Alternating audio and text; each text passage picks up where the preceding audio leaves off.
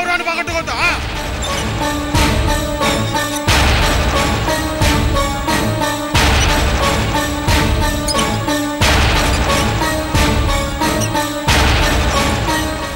ఏమిటండి అలా ఉన్నారు?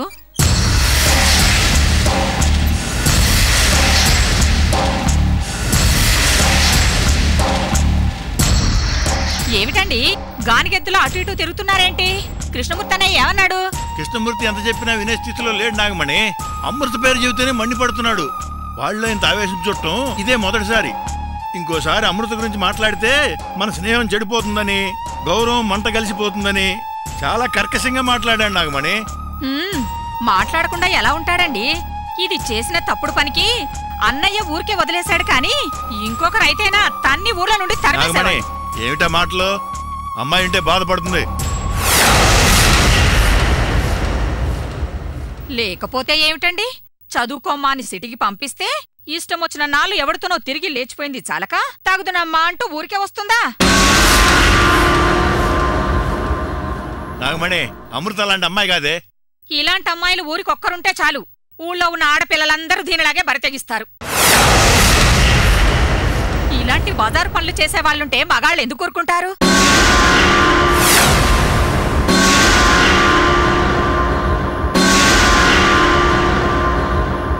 కన్నవాళ్లే ఆ దరిద్రాన్ని ఇంట్లో నుండి గెంటేస్తే మీరేమో తెచ్చి ఇంట్లో పెట్టారు. చిచి, సిగ్గులేని మనుషులు. మీరేదో జాలిపడి రమ్మనగానే వచ్చాడమేనా?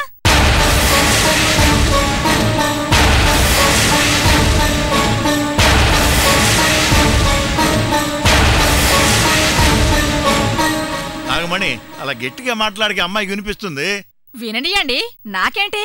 లేచిపోయిన దాన్ని తీసుకొచ్చి ఇంట్లో పెట్టారు. రేపు మీ పరువు మర్యాద ఏమవుతుందో ఆలోచించారా?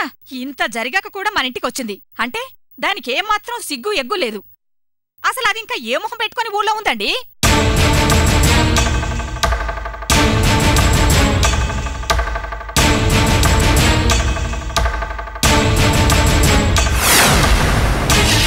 మావయ్య. ఏమా? వెళ్ళొస్తాను మావయ్య. అమృత, ఇప్పుడెక్కడికైనా వెళ్తావమ్మా? నా మాట లోపలికి వెళ్ళమ్మా. గట్టిగా మాట్లాడకే, అమ్మాయి వింటుంది అంటే విన్నావా? మైసెట్లో వాగుతూనే ఉన్నావు. అబ్బబ్బబ్బా, అది వెళ్ళిపోవాలనేనండి అలా వాగాను. ఆడదానికి ఆడదే శత్రువు అంటే ఇదేనే? చీచి, పీడ విరగడైపోయింది.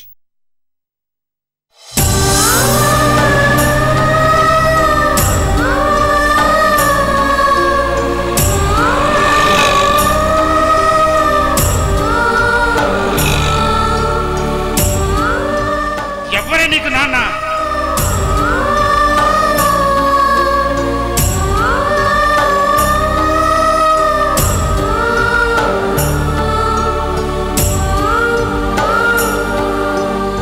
కానీ ఇప్పుడు నాలాని ఉండడమే చాలా బెటర్గా ఫీల్ అవుతున్నా. దీన్ని ఎప్పుడు అక్కను చూసి నేర్చుకో అని తిట్టేదాన్ని. ఇప్పుడు అది తలుచుకుంటే భయంగా ఉంది.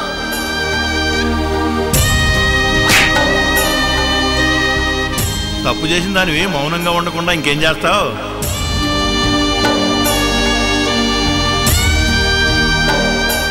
మా ఇంటి ముందు ఆకలిగా ఉన్న ఎవరికైనా అన్నం పెట్టడం మాకు అలవాటు.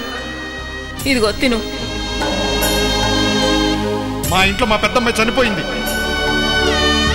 చదువుకోమ్మాని సిటీకి పంపిస్తే ఇష్టం వచ్చిన నాళ్ళు ఎవరితోనో తిరిగి లేచిపోయింది చాలక తాగుతున్నమ్మా అంటూ ఊరికే వస్తుందా?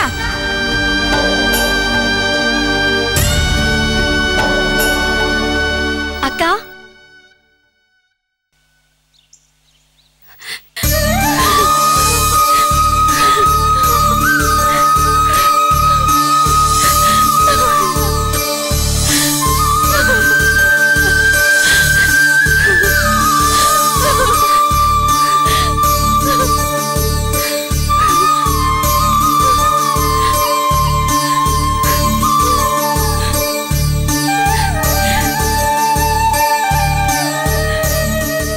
నా మీద ఇంకా కోపం తగ్గలేదు కదూ?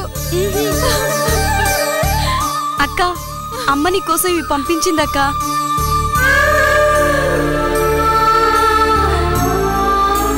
తీసుకో అక్క.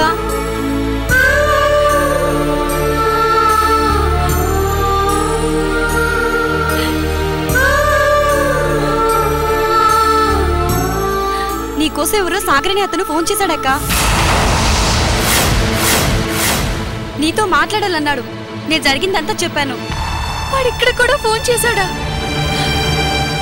వాడి వల్లే నా జీవితం ఇలా నాశనం అయిపోయింది. అంటే అక్క సాగర్ నువ్వు కలిసి ఈ అక్క తప్పు చేసిందంటే నువ్వు కూడా నమ్ముతున్నావు నందిని? లేదక్క, నువ్వెప్పటికీ తప్పు చేయవు. అసలేదో జరిగింది. ఏం జరిగిందో చెప్పక్క. నేను నాన్నతో మాట్లాడతానక్క. అంతా నా తలరాతే.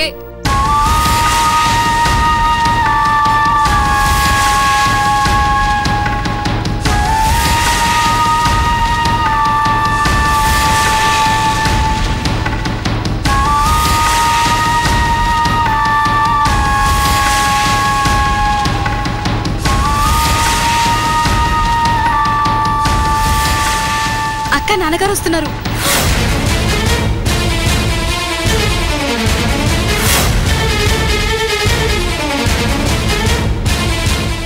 అక్క నేను వెళ్ళొస్తానక్క.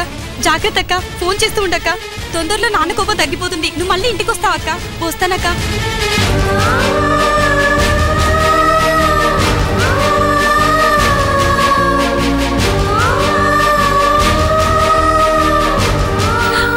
అమ్మని అడిగానని చెప్పు. అలాగే అక్క.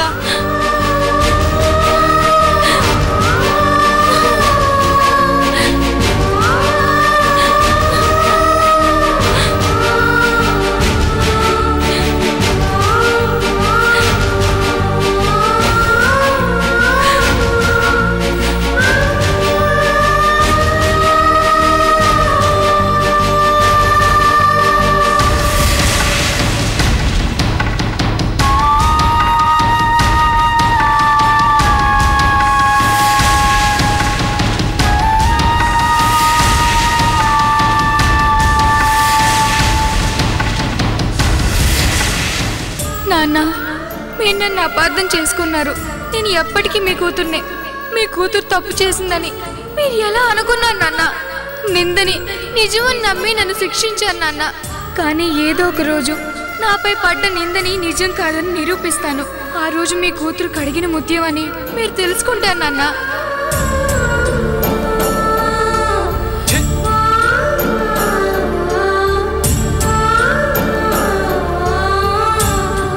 మీరు అమ్మ నందిని ఎప్పుడూ సంతోషంగా ఉండాలి నాన్న. వెళ్ళొస్తాను నాన్న.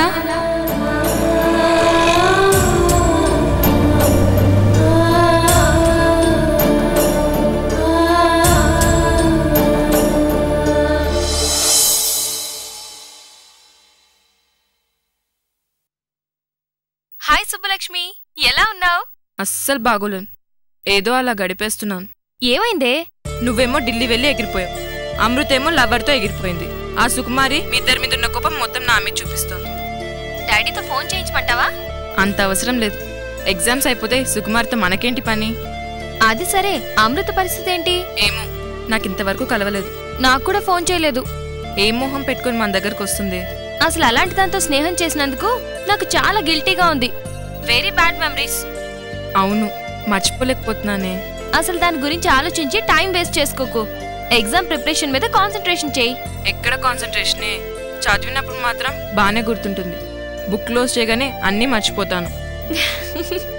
కనీసం నువ్వన్నా ఉంటే ధైర్యంగా ఉండేదే. నేను నీ పక్కనే ఉన్నట్టు ఊహించుకో. నిన్ను ఊహించుకుంటే పక్కన అమృత కూడా గుర్తుకొస్తుంది. అవునా? ఏంటి నవ్వుకుంటున్నావా? సరే, అప్పుడప్పుడు ఆన్లైన్లోకి వస్తుండు. హే రేణుక, నీకొక విషయం చెప్పడం మర్చిపోయాను. ఏంటది? మొన్న వికాస్ హాస్టల్కి వచ్చాడు. నిజంగా వికాస్ జెంటిల్మ్యానే. ఏంటి, ఇంప్రెస్ అయ్యావా? అవును, రేణుక లేదని ఎలోన్గా ఫీల్ అవ్వకు, నేనున్నానని చాలా సపోర్టింగ్గా మాట్లాడాడు. రియల్లీ? వికాస్ లాంటి జెంటిల్మ్యాన్ని ప్రేమించడం నీ అదృష్టం. Thank you Subbalakshmi. నాకు టైం అయింది, హాస్టల్కి వెళ్ళాలి. Okay, keep in touch. Bye.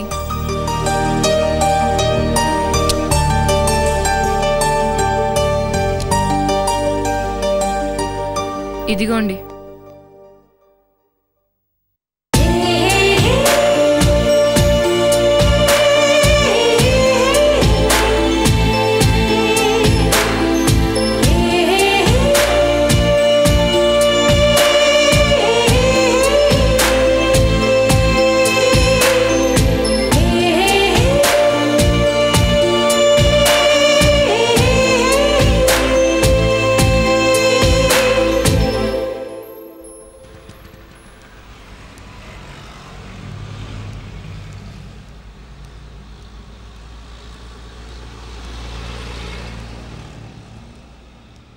Krishnamurthy గారి ఇల్లు ఎక్కడండి? కృష్ణమూర్తి గారిల్లా? అవునండి.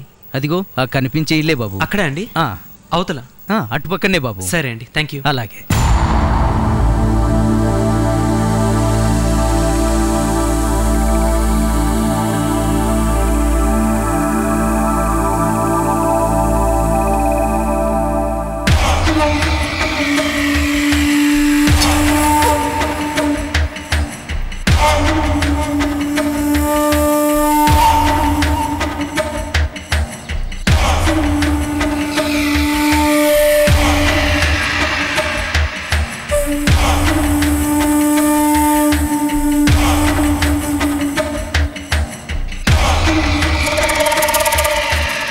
ఏమండి? ఏమండి?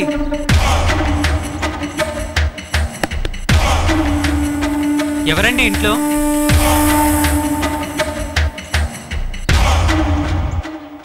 నా పేరు సాగర్, హైదరాబాద్ నుంచి వచ్చాను.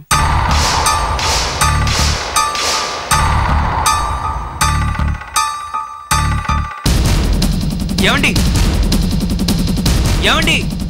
అమ్మా అమ్మా అమ్మా అమ్మా, అది ఏంటే? ఆయన అతను వచ్చాడమ్మా. అతను ఆయన ఎవరే? అతనేనమ్మా, అక్క తీసుకువెళ్ళాడు కదా సాగర్. ఆ సాగర్ వచ్చాడమ్మా, ఇంటి గుమ్మం దగ్గర ఉన్నాడమ్మా. నువ్వు చెప్పేది నిజమమ్మా, చూద్దుగానరా. అతన్ని మీ నాన్నగారు చూసారా?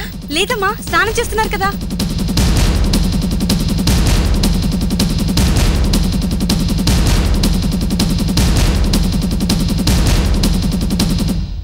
నమస్కారం అండి. నమస్కారం.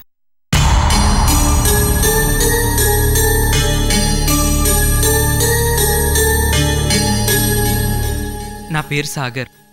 తెలుసు. ఇక్కడికి ఎందుకు వచ్చావు? మీరు అమృత అమ్మగారే కదండి? మిమ్మల్ని చూస్తుంటేనే అర్థమవుతుంది మీరు అమృత అమ్మగారు. మీరు చెల్లెలు కదూ? కరెక్ట్.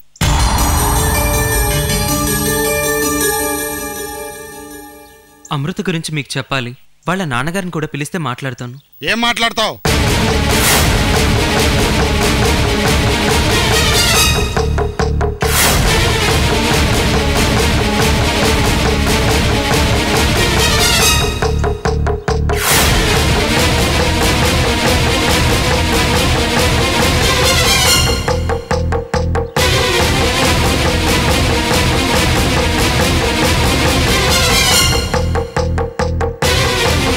నమస్కారం అండి.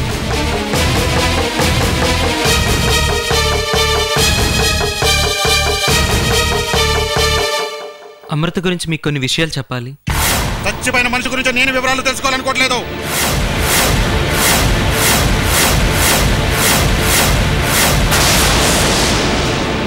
ఇక నువ్వు వెళ్ళొచ్చు. పెద్దవారు, మీరు అమృత గురించి అలా మాట్లాడకూడదండి. పెద్దంతరం చిన్నంతరం గురించి నువ్వు మాట్లాడుతున్నావా? పెద్దవాళ్ళగా పిల్లల విషయంలో మేము ఎప్పుడూ తప్పు చేయలేదు. మీ పిల్లల్ని తల్లిదండ్రుల ప్రేమను ఈ ప్రేమ పేరుతో మోసం చేస్తున్నారు. అది వేరే వాళ్ళ పిల్లల విషయంలో నిజం కావచ్చేమో, కానీ మీ అమ్మాయి అమృత గురించి మీరు ఇలా మాట్లాడడం తప్పండి. మీ అమ్మాయి నిప్పు లాంటిది. ఆ నిప్పు మీద నీళ్లు పోసి నీ కూడా తీసుకుపోయావు కదా నాయనా.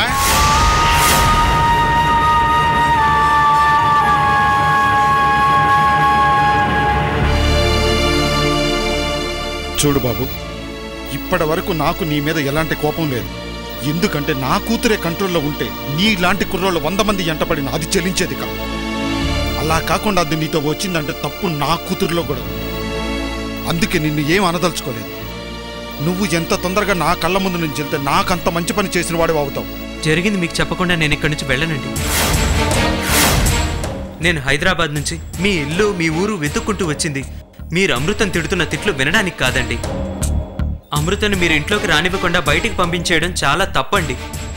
అంత పెద్ద తప్పు తాను చేయలేదని మీకు చెప్పడానికి వచ్చాను. ఒక మనిషి తెలిసి చెడ్డ పని చేస్తే అది తప్పు అంటారు, తెలియకుండా చేస్తే పొరపాటు అంటారు. కానీ అమృత తప్పు పొరపాటు చేయలేదండి. ఆ రెండు చేసింది నేను. లక్ష్మి, నేను పొలానికి వెళ్ళాలి. ప్లీజ్ అండి, నేను చెప్పేది ఒక్కసారి వినండి. ఆ తర్వాత మీరు ఏ డెసిషన్ తీసుకున్నా మీ ఇష్టం సార్. ఏమండి, ఆ అబ్బాయి ఏదో చెబుదానంటున్నాడు కదండి.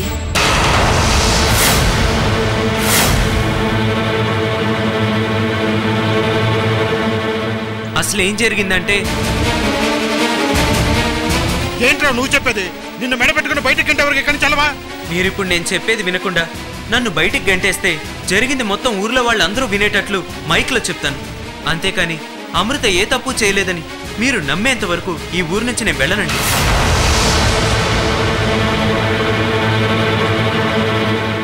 ఇలా అన్నందుకు సారీ అండి. ముందు నేను చెప్పేది వినండి. ఆ తర్వాత మీరు ఏ నిర్ణయం తీసుకున్నా మీ ఇష్టం.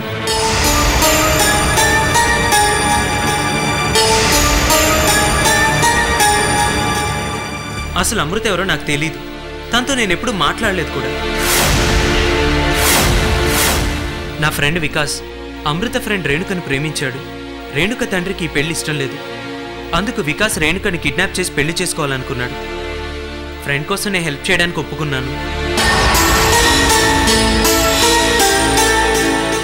ఇదేదో సినిమా కథని మీరు అనుకోకండి, ఇది నిజం. ఆ తర్వాత ఏమైందంటే